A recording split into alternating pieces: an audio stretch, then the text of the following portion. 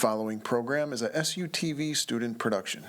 The views expressed are not necessarily those of Salisbury University, the University System of Maryland, its regents, administration, officers, employees, or representatives. On the broadcast tonight, helping out. It's the holiday season and there are plenty of ways to help those in need right here at SU.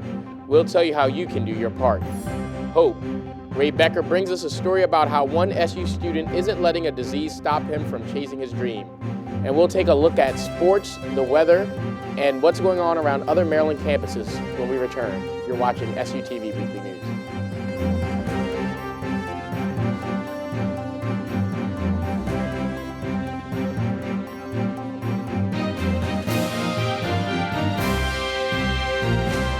Good evening. As this semester draws to a close, we spoke to SGA President Catherine Mooney about some of the things that SU student government accomplished this semester, what they have left before we leave in December, and how you can get involved.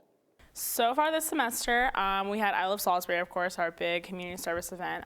Went really well. I think we had a record number of students that signed up and showed up, so that was exciting. The mayor was able to attend, and Laura Mitchell from the city council, so it was nice to have some representation from the city. We're also doing a canned food drive with Trio right now until Thanksgiving break, called Thanks for Giving, and all the canned food will go to local shelters in the area. And we're also counting that as a recognized events for RSOs. So they turn in 25 cans, they can be recognized for it. So next semester, we are hopefully going to be able to get more students involved in the Senate. So we will be having, we'll be at the Student Activities Fair, of course. We'll be having sign-ups and things of that nature. So we're hoping we can get a couple more students involved. Our plan next semester is to implement a campaign called the YOLO campaign. You only lead once. To have students bring us ideas that they really want to change on campus, and we'll empower them to actually do it. Like, it'll be their project instead of like, oh, let's just hand it off to SGA and hope that it gets done. They get to go through 100% with the whole project. We'll give them the resources, the funding, whatever they may need.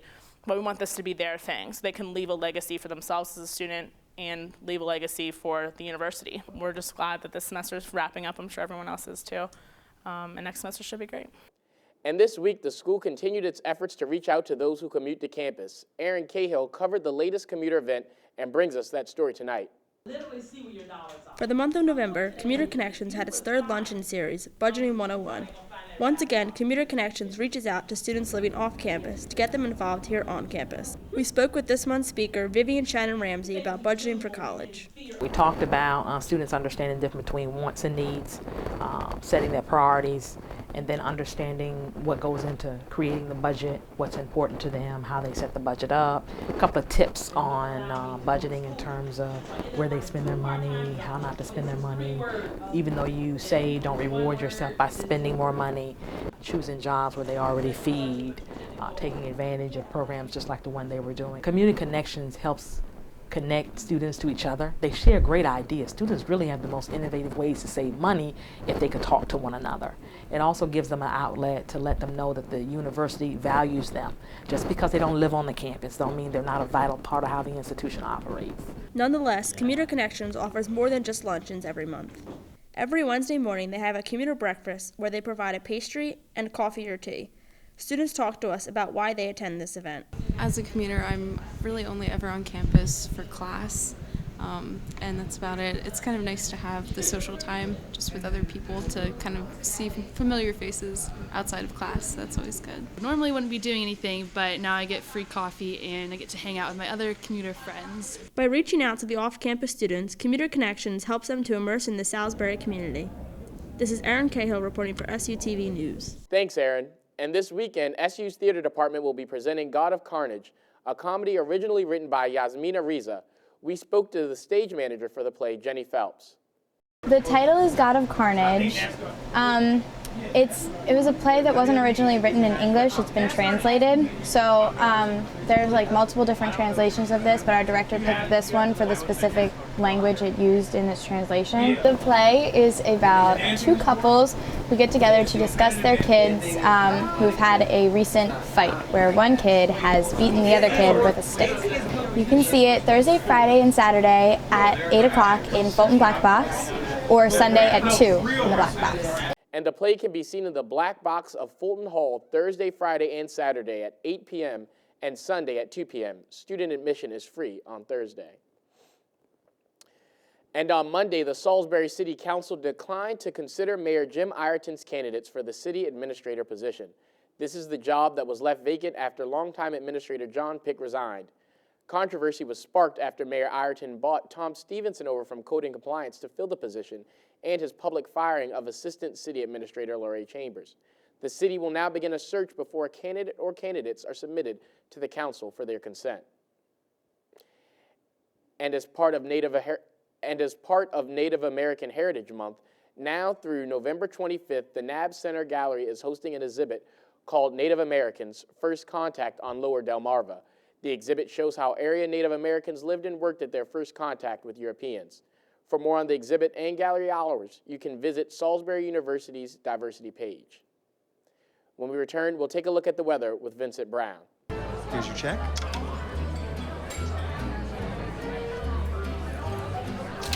Oh, you got it. You know, since I got rid of my car, I really enjoy walking. Okay. God, no. Getting pulled over for buzz driving could cost you around $10,000 in fines, legal fees, and increased insurance rates. Oh, you're home early. You live with your mom? That'll set your game back a few years. Buzzed, busted, and broke. Because buzz driving is drunk driving. Looking for these? You drive buzzed. It could be one very expensive ride. First, you gotta make bail. Then pay me to get your car back.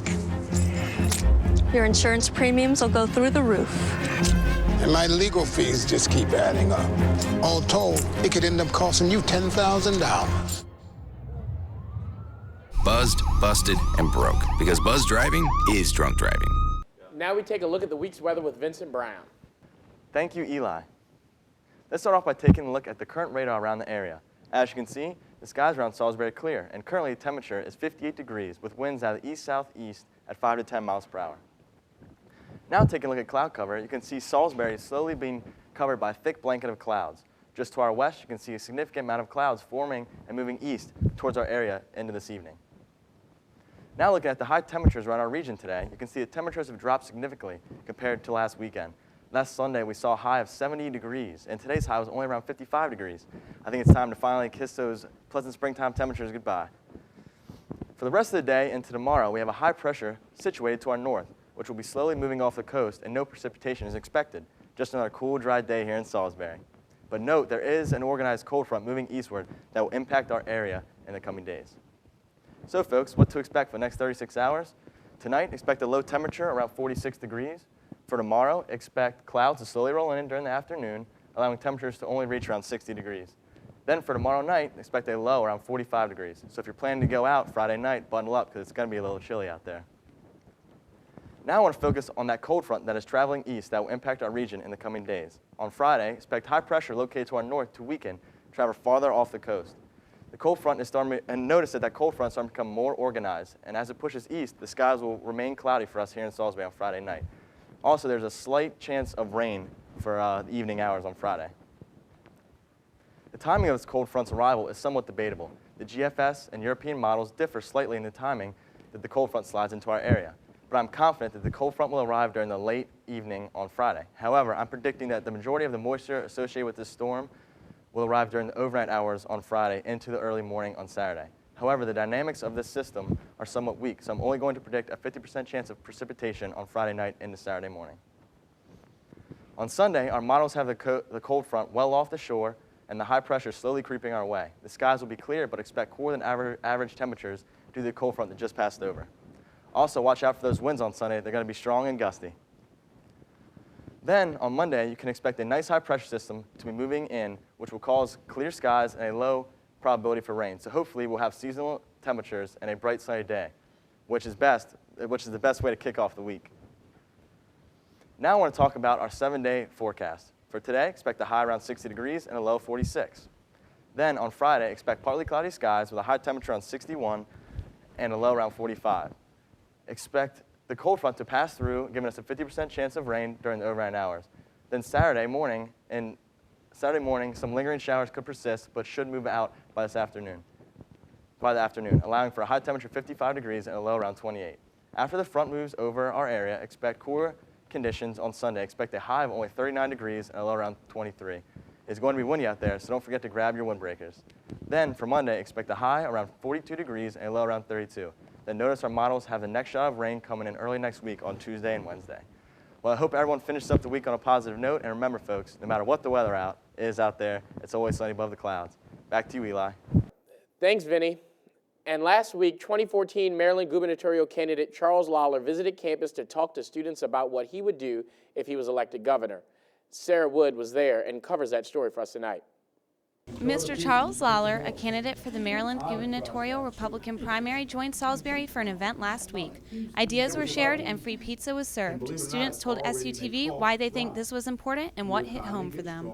It's always important to have politicians come to campus and further membership in our club, or just to show how we're active and we meet with people who are running for office. Well, I think it's important that Charles Lawler came to Salisbury University to kind of expand his horizons and make sure that everybody knows what he's doing, and trying to get everyone involved, especially at a college campus. Losing jobs to Virginia or New Jersey, or the most important things in a tough economy like we have now is bring back private jobs, because they bring revenue into the state's budget. It really hit home with me when he's talking about getting jobs, obviously, because we're all in college and we're going to be looking for jobs very soon. So making sure that those jobs increase in Maryland is a very important thing for young people like ourselves. The event, which was hosted by the college Republicans, gave Mr. Charles Lawler the opportunity to emphasize to students that the job of the governor is to be responsible for the taxpayers' money, but if not spent, it should be sent back. This is Sarah Wood for SUTV News. Now, Jamie Potter gives us a look at what's coming up in this week's edition of the school newspaper. This is Jamie Potter with another edition of This Week in the Flyer. On the front page is Jordan Pelivan's article titled, "SU Student Wakes Up to Intruder Removing Her Pants." Pelivan begins writing about the incident that occurred off campus, but focuses on campus safety in general. Pelivan states that 1 in 5 women in college have been raped at some point in their lives. By reading the article, you'll find all the ways Salisbury University offers help to assaulted students. On page 2, Justin McClure writes on an exciting visitor to SU in his article, "Gandhi's Grandson Talks About a Nonviolent World." McClure writes how Arun Gandhi retold stories of times he spent with his grandfather and the lessons he learned. Arun gave statistics on the amount of money wasted throughout the world. In the editorial section, Amanda Biederman writes of 4 significant events in her article titled, "An Exciting Year for Science on the Eastern Shore."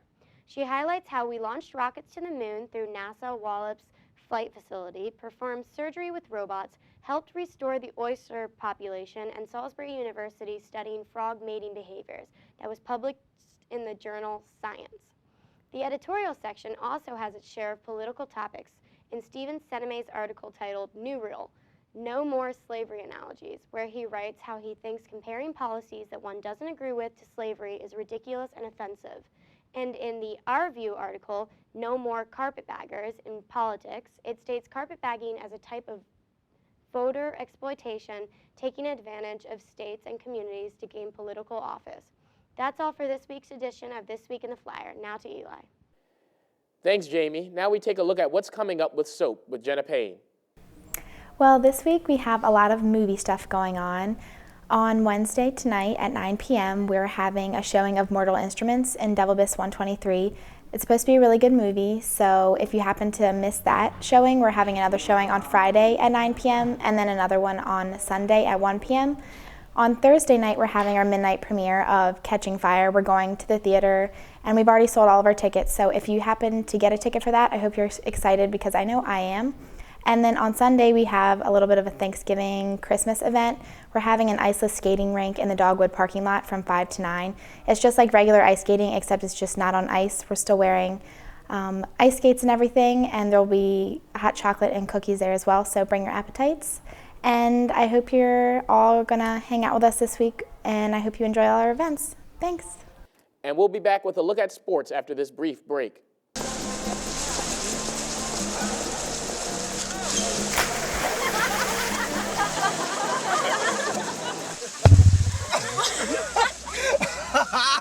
My dad's one of the producers who was there tonight.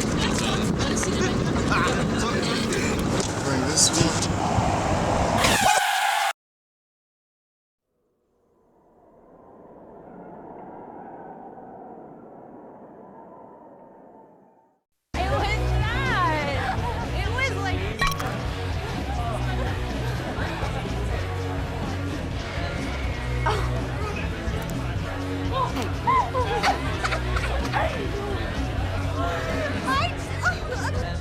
It's easy to tell if you've had way too many. But what if you've had just one too many? Buzz driving is drunk driving. Now Amanda Newman brings us this week's SU Sports Update. The SU sports scene is still abuzz after the women's field hockey performance against the Wesleyan College on Sunday at Seagull Stadium. Sophomore Sam Johnson's hat trick proved to be too much for the visiting Blue, in what would be a 4-1 victory for SU. The win secured the team a spot in the Final Four, and they will play in the national semifinals at the USA Field Hockey Training Center in Virginia Beach this Friday, taking on Skidmore College. And the football team will get a chance to play one more game as the Eastern College Athletic Conference announced that the Seagulls are invited to play in their South Atlantic Bowl. Salisbury will travel to Pennsylvania to play Muhlenberg College this Saturday. And the number 15 men's soccer team fell this weekend to number 3 Messiah College, losing 3-0 in the second round of the NCAA tournament. The men end their season with a record of 18-4. Basketball season is underway, with the Seagulls already playing 2 games to start things off. The Gulls played Virginia Wesleyan yesterday and lost 69-58 in their home opener. Freshman Gordon Jeter led the Gulls with 15 points and 7 rebounds, but that was not enough to overpower the Marlins. The Gulls will look to rebound as they head across the Bay Bridge this weekend to the Hoopsville National Invitational Classic in Owings Mills, Maryland. The Seagulls will take on Birmingham Southern College on the campus of Stevenson University Friday afternoon, with an opening tip scheduled for 3 p.m. And finally, the volleyball team's season came to a crushing end, losing 3-0 against Stevenson University in the first round of the NCAA tournament. The Gulls end their season with a 29-6 record. That's all for SU Sports. I'm Amanda Newman. Now back to you, Eli. And now Miranda Haney tells us about different ways that you can donate food to humans and animals in need. The leaves have changed, the decorations are up, and that can mean only one thing for SU students. It's time to help out. In lieu of this season, SU students have set out to make sure all members of the community have a very happy holiday. The Blackwell Library has started an animal shelter donation drive in which they donate toys, food, and other pet essentials to the shelters in the Dorchester, Worcester, and Somerset counties. The drive encourages students to be heroes for homeless animals and lasts until December 13th. On the other side of campus, in Mag's gym, the athletic training department is holding another donation drive, this one for canned foods. The food drive, we will be sending half of the donations to the Maryland Food Bank and half to the Joseph's House. We have cans set up throughout Mag's for most of the time, and we've been going out to the sporting events here at Salisbury and collecting non-perishable food items and some cash donations that we've been going out and buying items with. But we're having like a little, I guess like a little competition between sports teams, and football right now is doing real well. They divided by each position, and they're really taking the lead on that one. The canned food drive lasts until November 22nd, and the program expects a lot more donations between now and then. From SUTV News, this is Miranda Haney reporting. We'll be back with more after this brief break.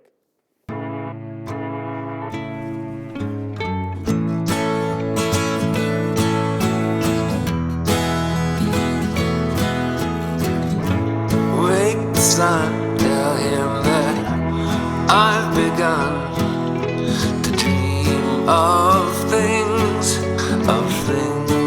to come, and tell the trees not to look for me. I'm going to find some peace of mind. Wake the sun, wake the sun, wake the sun, wake the sun.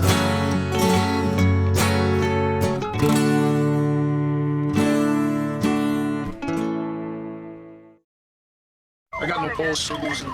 Sergeant, he's in VFib. Shocking. Is it real overtime? Just had a few drinks. This can't be happening. Are we clear? Clear. We're just buzzed. Just buzzed?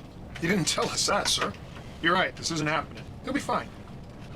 I feel good. Really? No, not really. Buzz driving. Maybe we should stop acting like it's no big deal. Chugging. T-minus 5, 4, 3, 2, 1. Ignition. We have... Satellites will be placed into orbit to perform a number of tasks. The Minotaur Air Force rocket launched from Wallops Island, Virginia, Tuesday at 8:17 p.m. Eastern Time. Reports say the rocket launch could be seen as far south as Georgia and as far north as Quebec, Canada. This launch was the second of its kind since August 2013. The Minotaur rocket will be aimed specifically to launch a host of spacecraft for sensors, experiments on the space environment. Look at these people that are so... It was on this day in 1789 that New Jersey became the first state to ratify the Bill of Rights, which is a collective name for the first 10 amendments to the United States Constitution. These amendments were proposed in an effort to guarantee a number of personal freedoms, limit the government's power, and reserve some powers to the states and the public. And it was today in 2001 that President George W. Bush dedicated the Department of Justice building to Robert F. Kennedy on what would have been his 76th birthday. Still a topic of discussion amongst those attending Maryland colleges is the crime taking place in areas surrounding Towson University. This is because many of these victims are in fact Towson University students. For updates on that situation and other system-wide news, we go to Taylor Rogers with this week's edition of Campus Connection. The violence near Towson University continued this week as 2 university students were robbed at gunpoint early Sunday morning. This after police announced the arrest of 3 suspects that they believe could be responsible for a number of robberies in the first week of November, one of which left a student seriously injured after he was stabbed several times. And Frostburg State University football coach Tom Rogers announced his retirement on Tuesday. This comes as a result of him being sued over a death of a former player. The family of Derek Shealy is suing Rogers, other members of the Frostburg athletic staff, the NCAA, and helmet manufacturer Schutt Sports after their son collapsed during practice and died from a brain injury in 2011. And this week, resident assistants from Rutgers in Shippensburg to Towson and Morgan will all gather here at Salisbury University for an RA conference. Salisbury was selected to host the annual event and will host hundreds of RAs from around the East Coast. That's it for this week's edition of Campus Connection. I'm Taylor Rogers for SUTV News. And now Ray Becker brings us a story about how one SU student is doing his best to overcome adversity in order to fulfill his dreams. Bay Bridge Airport is the home of Chesapeake Sport Pilot. It is a place where people learn to fly, proving that they have what it takes to become a pilot. For Salisbury student Tommy Hart, it is the place where his dream to join the Air Force was born. He gave me the stick and I was able to do it myself, and that's probably the point in my life where I knew that's what I wanted to do. Hart's dream was soon sidelined after the Federal Aviation Administration, or FAA, learned of his diagnosis with Attention Deficit Hyperactivity Disorder, or ADHD. He was prevented from becoming a pilot until he could prove that he could function without medication. So that I can continue with my pilot's license, I have to present to the FAA my transcript when I was on Adderall and when I was off Adderall. Clinical counselor Dr. Mark Todd says that it may be hard for those with ADHD to overcome their diagnosis, but it is possible. People with ADHD can really focus on some areas, particularly areas of interest. So for example, if someone really loves to fly, they might not have any difficulty regulating their attention. Kriska Schwetner, a mechanic at Chesapeake Sport Pilot, says being able to focus while flying is a matter of life and death. Whenever you're driving in a car, you just follow the road and you can almost go on autopilot. With an airplane, if you do that, it'll kill you. Hart's dream of joining the Air Force has temporarily been put on hold. However, he still looks forward to flying solo one day and leaving his ADHD far behind him, a distant speck left on the runway. In Kent Island, I'm Ray Becker, reporting. And that does it for this week's edition of SUTV Weekly News. We'll be on break next week, but hope to see you right here after Thanksgiving. For everyone here at SUTV, good night.